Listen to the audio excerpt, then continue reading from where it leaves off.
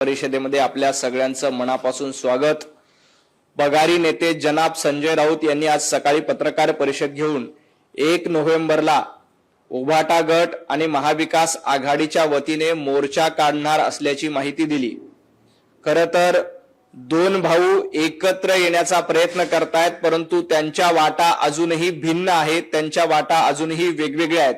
माझ्याकडे दोघांचेही पोस्टर आहे। हे उभाटा गटाचं पोस्टर आहे, यांचा मोर्चा फॅशन स्ट्रीट वरनं निघणार आहे, आणि माझ्याकडे मनसेचं पोस्टर आहे, ज्या मनसेचा मोर्चा हिंदू जिमखान्यावरनं निघणार आहे। मनसे हिंदू जिमखान्यापासून मोर्चा काढते, तर उभाटा गट फॅशन स्ट्रीट पासून मोर्चा काढते। खरं तर हिंदू नावाची उभाटा गटाला ॲलर्जी आहे, त्यामुळे त्यांनी हिंदू जिमखाना नाव टाकण्याच्या ऐवजी फॅशन स्ट्रीट पासून मोर्चाला सुरुवात करतायत। खरं तर उभाटा गटाचा मोर्चा म्हणजे फॅशन शो आहे, मी पहिल्या दिवसापासून सांगतोय, आणि हा फॅशन शो फ्लॉप करण्याचं काम मुंबईकर आणि महाराष्ट्रातील जनता निश्चितपणे करेल। उभाटा गटाला हिंदू नावाची एवढी ॲलर्जी आहे, उभाटा गट दाढ्या कुरवळण्याचं आणि खाण्याचा डीएनए पुढे चालवण्याचं एवढं काम करतायत की त्यांच्या मोर्चाच्या पोस्टरवर हिंदू नाव टाकायला देखील त्यांना लाज वाटते का? संजय राऊत यांना माझा सवाल आहे, जनाब उद्धवजी ठाकरे यांना देखील माझा सवाल आहे, तुम्ही आपल्या पोस्टरवर हिंदू जिमखाना नाव टाकायचं देखील कमीपणा वाटतोय की यांना वाटते की हिंदू जिमखाना नाव टाकलं तर आपली काही मतं मिळणार नाहीत, आपल्या हिरव्या लोकांची मतं आपल्याला मिळणार नाहीत, त्यामुळे हिंदू जिमखाना नाव देखील यांनी पोस्टरवर टाकलेलं नाही, तर यांनी पोस्टरवर टाकलेलं आहे की आम्ही फॅशन स्ट्रीट पासून मोर्चा काढणार आहे। खरं तर तुमचा मोर्चा हा फॅशन शो आहे, आणि हा फॅशन शो फ्लॉप करण्याचं काम महाराष्ट्रातल्या जनतेनं विधानसभेच्या निवडणुकीला केलंय। आता देखील महापालिकेच्या निवडणुकीला हा फॅशन शो निश्चितपणे फ्लॉप झाल्याशिवाय राहणार नाही।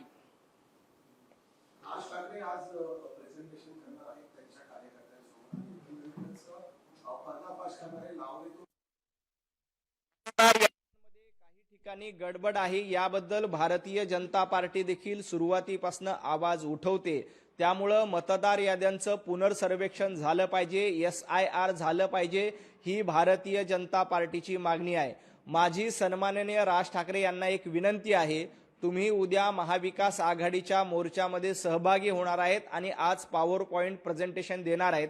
त्यापूर्वी लोकसभेला 48 पैकी 30 जागा खासदारकीला महाविकास आघाडीनं जिंकल्या होत्या। महाविकास आघाडीच्या नेत्यांना मोर्चा काढायचा असेल तर राज ठाकरे यांनी महाविकास आघाडीच्या सर्व खासदारांना एक आव्हान करावं की तुमचा या निवडणुकीवर विश्वास नाही तर तुम्ही आपल्या खासदारकीचा राजीनामा द्या, आपल्या आमदारकीचा राजीनामा द्या, मगच मोर्चामध्ये सहभागी व्हावं। मतदार याद्यांमध्ये काही ठिकाणी गडबडी आहेत, हे भारतीय जनता पार्टी देखील निवडणूक आयोगाच्या निदर्शनास आणून देते। ज्या ठिकाणी चुका असतील त्या दुरुस्त केल्या पाहिजे, याबद्दल निवडणूक आयोगाकडे प्रेशर आणलं पाहिजे, निवडणूक आयोगावर दबाव आणला पाहिजे, त्यावर आमचं एकमत आहे, आम्ही त्याबद्दल सहमत आहोत। परंतु आपला विजय झाला, लोकसभेला आपण जिंकलो, 48 पैकी 30 जागा आल्या की सगळं काही व्यवस्थित असतं, मतदार याद्यांमध्ये गोंधळ नसतो, EVM बद्दल शंका नसते, आणि विधानसभेला आपला पराभव झाला, महायुतीचा आणि भारतीय जनता पार्टीचा विजय झाला की मगच EVM वर शंका येते, मगच मतदार यादीवर शंका येते। हे नौटंकी आहे, हा दुटप्पीपणा आहे। माझी राज ठाकरे यांना विनंती आहे की महाविकास आघाडीचे नेते जे नौटंकी करतायत त्यांना नौटंकी करू देऊ नका, हा दुटप्पीपणा आहे। त्यांचा दुटप्पीपणा दूर करण्यासाठी आधी राजीनामा द्या आणि मग मोर्चात सहभागी व्हावा, असं आव्हान राज ठाकरे यांनी करावं।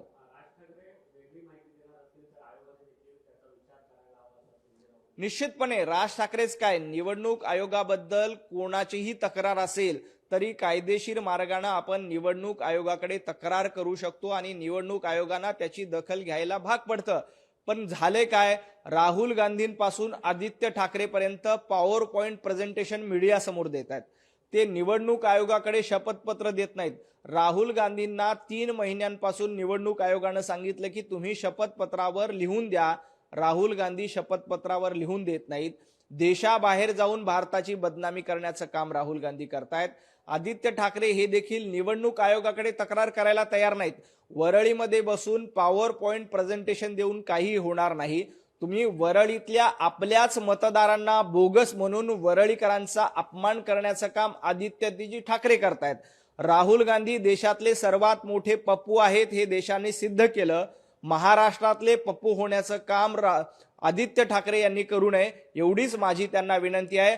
मतदारांना बोगस म्हणण्यापूर्वी आदित्य ठाकरे यांनी वरळीतनं राजीनामा दिला तर त्यांच्या आवाजामध्ये दम असेल आणि त्यांच्या म्हणण्यामध्ये दम असेल।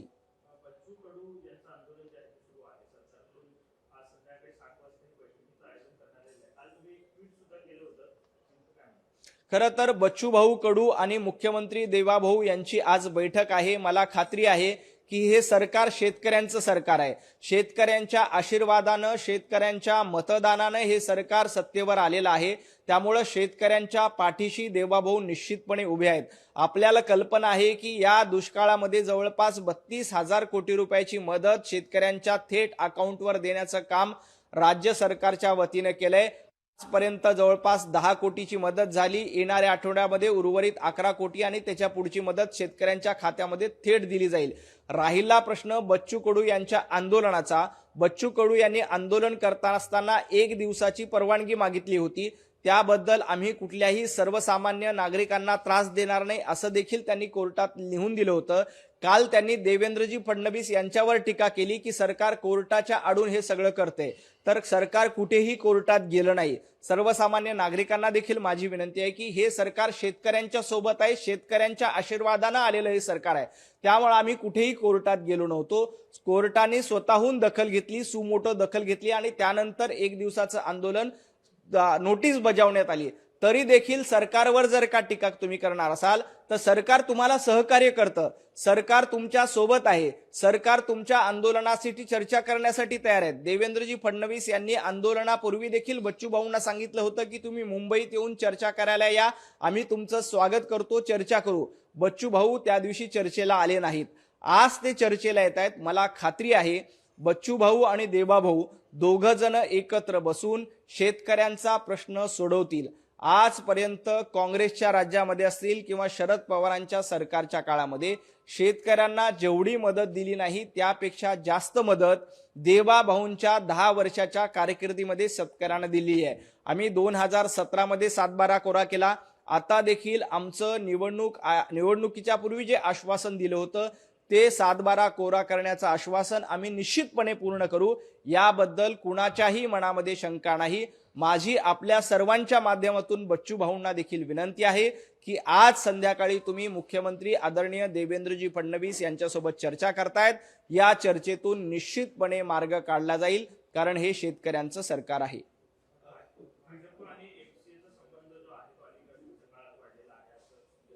संजय राऊत यांनी भारतीय जनता पार्टी आणि एमसीएच्या संबंधापूर्वी शरद पवार आणि एमसीएच्या संबंधावर बोलावं। मिलिंद नार्वेकर हे एमसीएचे सदस्य आहेत, त्यांना जर का राजकारण्यांबद्दल आणि एमसीए मध्ये जे राजकारण होतं त्याबद्दल एवढी चीड असेल आणि एमसीए मध्ये राजकारण घुसू नये असं वाटत असेल तर त्यांनी हा सल्ला सर्वप्रथम आदरणीय शरद पवार साहेबांना दिला पाहिजे। एमसीए मध्ये सर्वात आधी कोण राजकारणी गेला असेल तर ते शरद पवार साहेब गेले होते। त्यामुळे संजय राऊत यांनी हा सल्ला आदरणीय शरद पवार साहेबांना द्यावा। शरद पवार साहेबांना देण्यानंतर हा सल्ला त्यांनी मिलिंद नार्वेकरांना द्यावा, कारण मिलिंद नार्वेकर देखील एमसीएचे सदस्य आहेत। त्यांना जर का एमसीए मध्ये राजकारणी नको असतील तर शरद पवारांपासून आणि मिलिंद नार्वेकरांपासून सुरुवात करावी। भारतीय जनता पार्टी खेळामध्ये राजकारण करत नाही, खेळ सुधारला पाहिजे, खेळ चांगल्या दर्जाचा झाला पाहिजे, खेळाडूंना चांगल्या सुविधा मिळाल्या पाहिजे, यासाठी भारतीय जनता पार्टी एमसीए मध्ये जाते।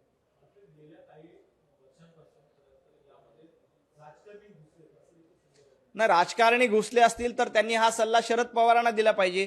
शरद पवार साहेब पहिल्यांदा क्रिकेटच्या मैदानामध्ये राजकारण घेऊन गेले, त्यांनी त्याची सुरुवात केली। त्यामुळे संजय राऊत यांनी कदाचित आज शरद पवार साहेबांवर टीका केलेली आहे, त्यामुळे त्यांनी हा सल्ला शरद पवार साहेब आणि मिलिंदजी नार्वेकर यांना द्यावा।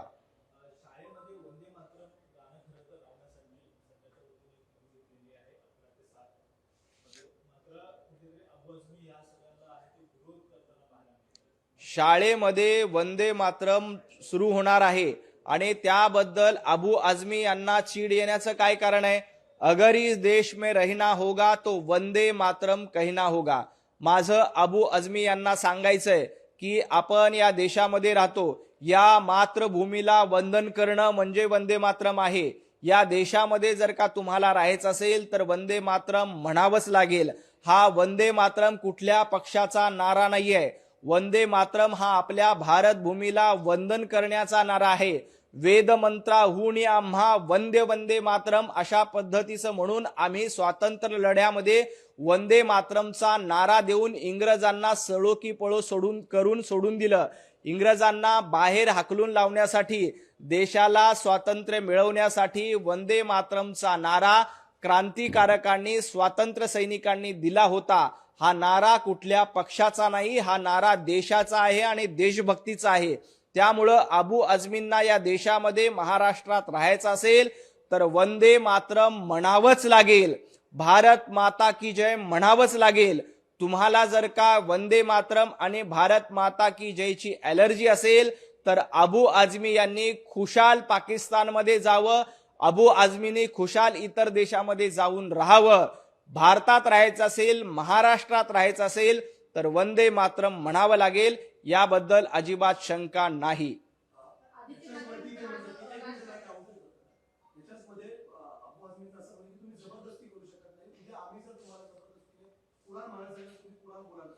कुराण हा एका धर्माचा ग्रंथ आहे. वंदे मातरम हे देशाचं गौरवगीत आहे. वंदे मातरम म्हणजे आपण मातृभूमीला वंदन करणं. मातृभूमीला वंदन करण्यावर कुणाला ऑब्जेक्शन असेल, देशाला वंदन करण्यावर कुणाला ऑब्जेक्शन असेल तर ते सहन केलं जाणार नाही. वंदे मातरम आम्हाला वेदापेक्षा देखील पवित्र आहे. वेद मंत्राहून आम्हा वंदे वंदे मातरम असं म्हणून आम्ही स्वातंत्र्य लढ्यामध्ये वंदे मातरमचा नारा देऊन इंग्रजांच्या विरोधामध्ये लढा दिला होता. आणि हा वंदे मातरमचा नारा आज देखील आम्ही देशभक्तीच्या माध्यमातून गातोय. आज देखील वंदे मातरमच्या माध्यमातून आम्ही देशसेवा करण्याचा प्रयत्न करत असतो. वंदे मातरम म्हणण्याबद्दल यांना एवढीच चीड असेल, एवढाच राग असेल तर अबू आझमी यांनी खुशाल सोडून दुसरीकडे राहायला जावं.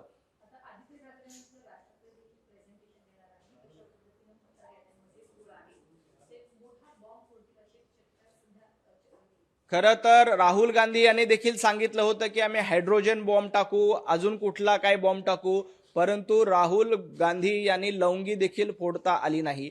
आज सन्माननीय राज ठाकरे त्यांच्या पक्षाच्या मेळाव्यामध्ये पॉवर पॉइंट प्रेझेंटेशन देणार आहेत. मतदार याद्यांमध्ये काही ऑब्जेक्शन असतील, काही दुबार नावं असतील, काही तिबार नावं असतील तर त्याबद्दल प्रश्नचिन्ह उपस्थित करणं, लोकशाहीच्या मार्गाने त्या व्यवस्थेवर प्रश्न उपस्थित करणं यामध्ये काहीही गैर नाही. Raj Thackeray power point presentation देणार असतील तर आमचं त्याबद्दल स्वागत आहे. भारतीय जनता पार्टीचं देखील म्हणणं आहे की मतदार याद्या ह्या निर्दोष असाव्यात. मतदार याद्यामध्ये दुबार नावं, तिबार नावं नसावेत. त्यामुळंच आम्ही SIR म्हणजे मतदानाची पुनर्सर्वेक्षण, मतदार याद्यांच्या पुनर्सर्वेक्षणाची मागणी वारंवार करतोय आणि त्या मागणीला राज ठाकरे यांनी आज जाहीर पाठिंबा देऊन द्यावा. काँग्रेसचा SIR ला विरोध आहे, ममता बॅनर्जींना SIR चा विरोध आहे, महाविकास आघाडीला देखील मतदार यादी पुनर्सर्वेक्षण करण्याला विरोध आहे. परंतु मला खात्री आहे की राज ठाकरे जी मतदार यादींचं पुनर्सर्वेक्षण होतील त्याला पाठिंबा देतील. माझी या निमित्ताने राज ठाकरेंना देखील विनंती आहे की आपण महाविकास आघाडीच्या नेत्यांना सल्ला द्यावा की त्यांनी मतदार याद्यांचं पुनर्सर्वेक्षण होतंय त्याला पाठिंबा द्यावा. आणि महाविकास आघाडीच्या नेत्यांना निवडणुकीबद्दल एवढी शंका असेल तर आपल्या खासदारांचा राजीनामा घ्या आणि मग मोर्चामध्ये सहभागी व्हा.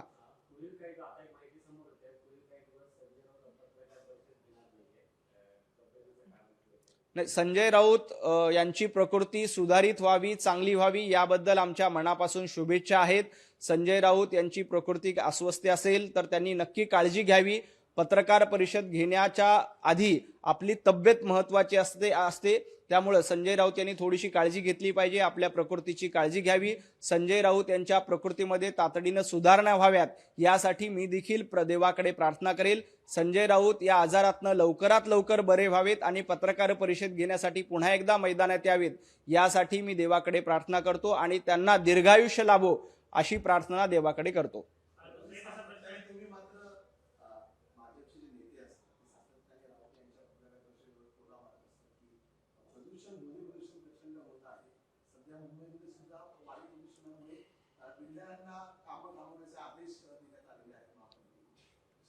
नाही, संजय राऊत जे प्रदूषण करतायत त्याला काउंटर करण्याचं काम आम्ही निश्चितपणे करतो आणि ते प्रदूषण कमी गेल्या काही दिवसापासून झालंय. ज्या पद्धतीनं संजय राऊत रोज सकाळी 10 वाजता प्रदूषण करत होते, इकडनं काउंटर अटॅक आधी आमचे नितेशजी राणे करत होते, तेव्हाही त्यांनी प्रदूषण अतिशय कमी करून टाकलं होतं. आता देखील थोड्याफार प्रमाणात प्रदूषण कमी होतंय, त्यामुळे प्रदूषण होणार नाही याची काळजी आम्ही देखील घेतोय.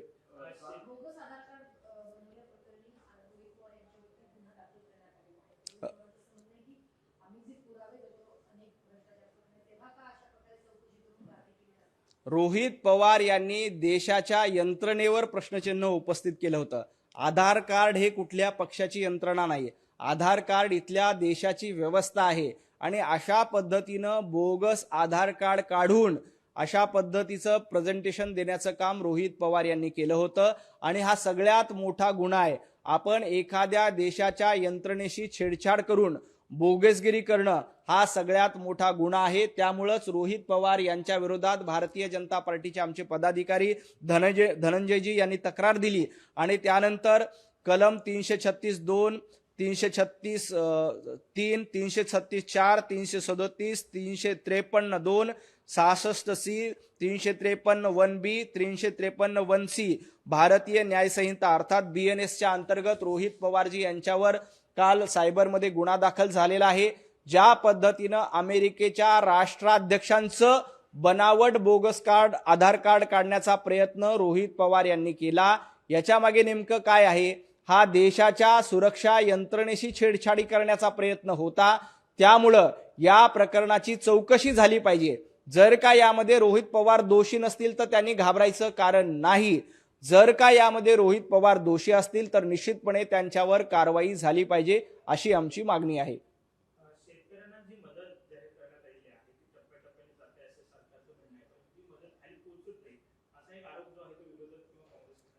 काँग्रेसला आरोप करण्याचा अधिकार नाही.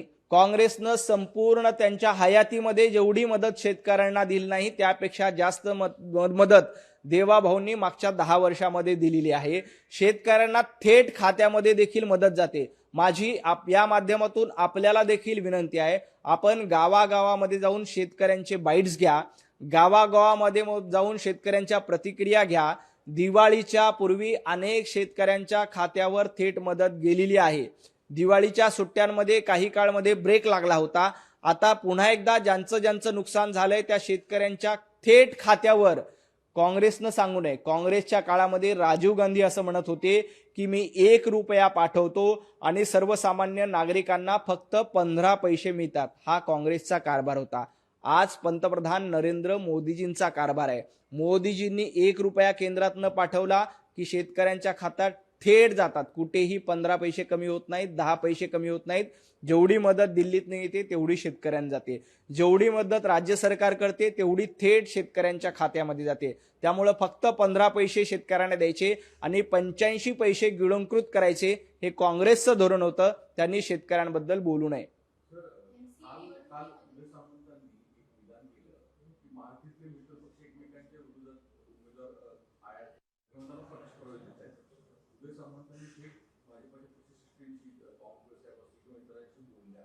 त्यांचं असं म्हणणं आहे की त्यांची प्रतिक्रिया आहे की मुळात मित्रपक्षांमधले आमदारांना प्रवेश देऊ नये, त्यामुळे महायुतीत तणाव वाढतो. त्यापेक्षा महाविकास आघाडीची द्या, कारण की वारंवार हा संघर्ष वाढतो आणि त्यामुळे एकमेकांच्या विरोधात विधानं केली जातात. हा संघर्ष अजिबात वाढणार नाही. महायुती म्हणून आम्ही एकत्रच आहोत.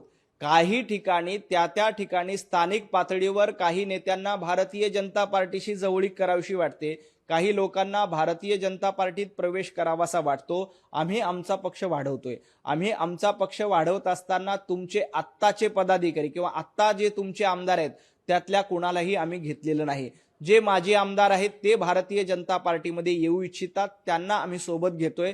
यामध्ये कुठेही एकमेकांची ताकद कमी करण्याचा प्रश्न नाही. भारतीय जनता पार्टीवर लोकांचा विश्वास आहे. भारतीय जनता पार्टीवर माजी आमदारांचा विश्वास आहे. त्यामुळे भारतीय जनता पार्टी सोबत ते येतात.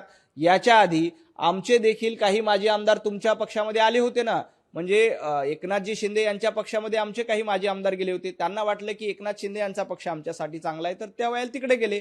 त्यांचे काही लोक आमच्याकडे येत असतील तर एकमेकांचे माजी आमदार एकमेकांकडे जात असतील तर त्यामध्ये गैर काही नाही. महायुती म्हणून देवेंद्रजी फडणवीस असतील, एकनाथजी शिंदे असतील, अजितदादा पवार असतील, आम्ही एका भाषेमध्ये बोलतो आणि येणाऱ्या महापालिका निवडणुकीला देखील काही ठिकाणी आमची युती होईल, आम्ही एकत्र लढू आणि जिथे काही युती होणार नाही तिथं आम्ही एकमेकावर टीका न करता मैत्रीपूर्ण लढत करू. पण शिवसेनेकडून जो आता आरोप होतोय, शिवसेनेची आज आपली बैठक झाली त्यामध्ये गंभीर आरोप करण्यात आले काही ज्येष्ठ नेत्यांनी की भाजपकडून ऑपरेशन लोटस हे आता महायुतीमध्येच राबवलं जातं. या बाबतीत ऑपरेशन लोटस राबवायची गरजच नाही.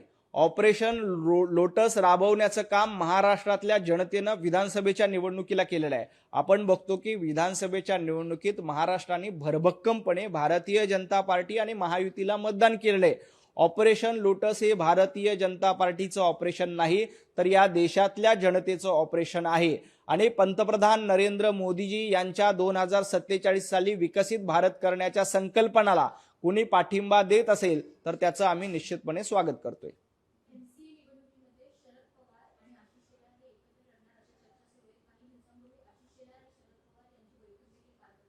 खरं तर MCAच्या निवडणुकीत पक्षीय पातळीवर लढल्या जात नाहीत.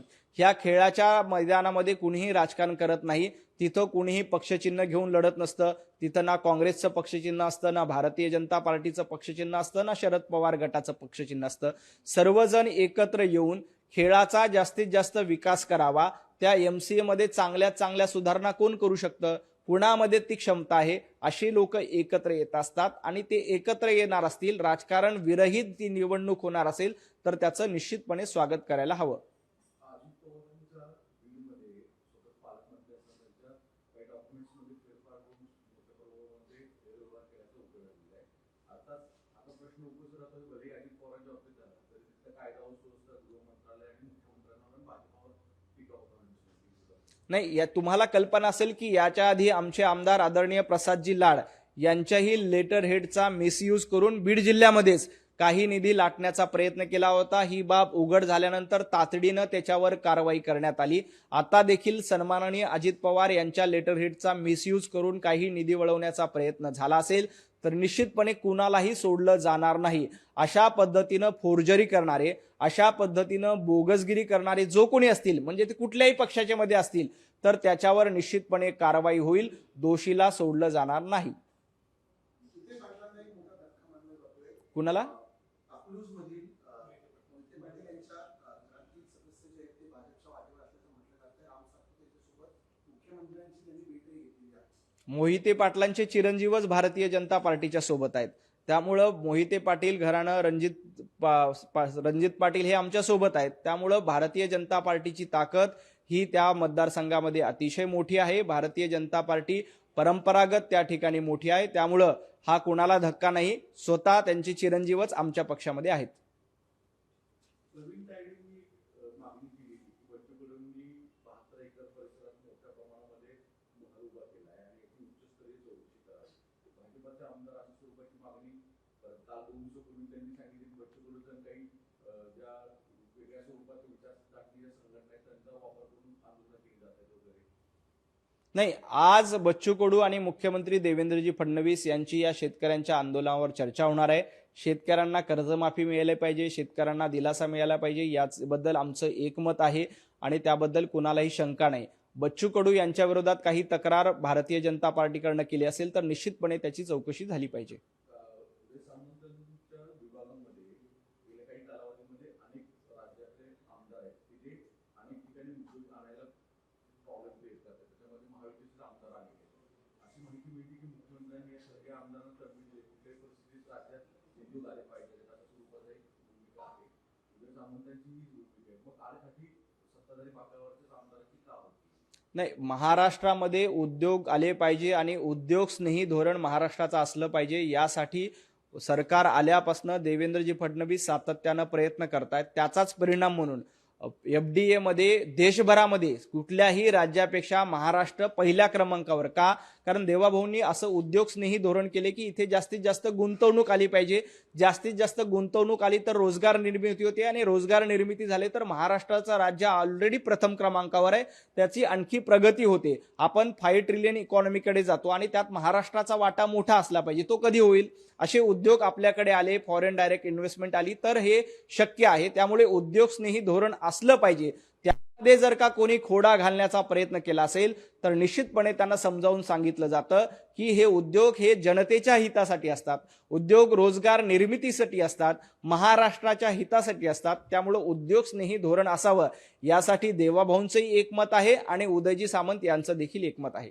आज बसेकडूनच्या आंदोलनाची जे जरांगे जात आहे, जरांगे यांचं तिथं जाणं म्हणजे हे नेमकं काय असतंय? एका बाजूला आंदोलन म्हणून ठीक आहे, पण याच्या मागे सरकारच्या विरोधात प्लॅन केलं ही भूमिका आहे, त्याला नाही. वेगळ्या स्वरूपाची हवा देणं असं भाग आहे. प्रत्येक आंदोलनामध्ये प्रत्येकाला सहभागी होण्याचा अधिकार आहे. मनोज जरांगे पाटील यांनी मराठा समाजासाठी आरक्षण केलं होतं तेव्हा बच्चू कडू यांनी पाठिंबा दिला होता. आता शेतकऱ्यांसाठी बच्चू कडू आंदोलन करतायत आणि मनोज जरांगे पाटील त्याला समर्थन देत आहेत, तर त्याबद्दल ऑब्जेक्शन असण्याचं कारण नाही. कायदेशीर मार्गानं सनदशीर मार्गानं आंदोलन करण्याचा प्रत्येकाला अधिकार आहे. फक्त ते आंदोलन अराजकतेकडे जाऊ नये यासाठी प्रत्येकाने काळजी घेतली पाहिजे, आंदोलकांनीही काळजी घेतली पाहिजे. मला खात्री आहे की बच्चू कडू असतील, मनोज जरांगे पाटील असतील, हे शेतकऱ्यांच्या न्याय हक्कासाठी लढतायत आणि देवाभाऊ शेतकऱ्यांना न्याय देणार आहेत. त्यामुळे या आंदोलनामध्ये कुठेही गैरप्रकार होणार नाही. हे सरकारच शेतकऱ्यांचं आहे. शेतकऱ्यांच्या आशीर्वादानं हे सरकार निवडून आलेलं आहे. शेतकऱ्यांच्या मतावर हे सरकार निवडून आलेलं आहे. त्यामुळं शेतकऱ्यांना मदत करण्याचं काम निश्चितपणे करेल. मग ते बच्चू भाऊ असतील किंवा मनोज जरांगे पाटील असतील, शेतकऱ्यांच्या मागण्या पूर्ण करण्यासाठी देवाभाऊ समर्थ आहेत. संजय राऊत यांनी मुख्यमंत्र्यांना पत्र लिहिलं आहे. कुंभमेळ्यासाठी जे कन्व्होकेशन प्रस्ताव तयार करतात त्यामध्ये 10 गावांमध्ये तब्बल 2 ते 2.5 हजार शेतकऱ्यांची घरं बाधित होणार आहेत. शेतकऱ्यांच्या घरांवर बुलडोझर चालून सरकारला नेमका कुठला मेळावा करायचा असं ते म्हणताय. शेतकऱ्यांना कुठेही त्रास दिला जात नाही. संजय राऊत यांचं काय झालंय की सिंहस्थ कुंभमेळा हिंदूंचा एकत्रीकरणाचा मेळावा आहे. त्यामुळं सिंहस्थ कुंभमेळ्याला हिंदूंच्या सणांना विरोध करणं ही संजय राऊतांची सवय झाली. याच जागी इस्तेमा असता तर संजय राऊत यांनी कुणालाच पत्र लिहिलं नसतं. हिंदूंचा सिंहस्थ कुंभमेळा असल्यामुळे संजय राऊत यांच्या पोटामध्ये दुखतंय म्हणून ते मुख्यमंत्र्यांना पत्र लिहित आहेत. कुठेही शेतकऱ्यांचं नुकसान आम्ही करत नाहीत, कुठेही शेतकऱ्यांच्या घरावर बुलडोजर चालवलं जात नाही. सिंहस्थ कुंभमेळ्यासाठी भव्य अशी व्यवस्था केली जाणार आहे. देशभरातील साधू संत नाशिकमध्ये येणार आहेत, त्यासाठी व्यवस्था म्हणून ही सगळी करावं लागते. याच जागी इस्तेमाचं आयोजन करण्यात आलं असतं तर संजय राऊतांनी विरोध केला असता का? नाही, कारण त्यांना मुस्लिमांची मतं हवीत, त्यांना हिरव्यांची मतं हवीत. इस्तेमांचं स्वागत करणार आणि हिंदूंच्या सिंहस्थ कुंभमेळ्याला विरोध करणार हा संजय राऊत यांचा दुटप्पीपणा आहे. माझं त्यांना एवढंच आव्हान आहे की महाभारतामध्ये एक शकुनी मामा होता. तो कायम असा प्रत्येक गोष्टीमध्ये खोडं घालण्याचा प्रयत्न करतायत आणि आत्ताच्या राजकारणामध्ये अपशकुनी मामा आहे. तो असं प्रत्येक हिंदूंच्या सणामध्ये खोडे घालण्याचं काम करतोय. परंतु महाराष्ट्रातली जनता सुज्ञ आहे. त्यांना माहित आहे की कुठलं सरकार चांगलं काम करते आणि कोण अपशकुनी होऊन खोडे घालण्याचं काम करते हे जनता जनार्दनांना पूर्ण माहित आहे. खूप खूप धन्यवाद.